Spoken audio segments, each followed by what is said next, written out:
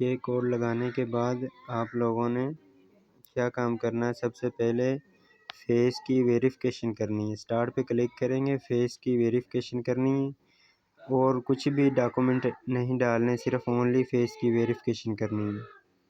यहाँ पे क्लिक करना है और देख लेना है, जब आपकी वेरिफिकेशन हो जाएगी आपके टोकन शो हो जाएंगे।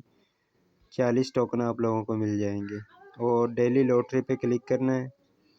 डेली लॉटरी पे क्लिक करेंगे, यहाँ पे पार्टिसिपेट करना है। आप लोगों ने पार्टिसिपेट करेंगे, आप लोगों को यहाँ पर बोनस मिलेगा, डॉज के कॉइन मिल जाएंगे या एक्समी के टोकन मिल जाएंगे मज़ीद।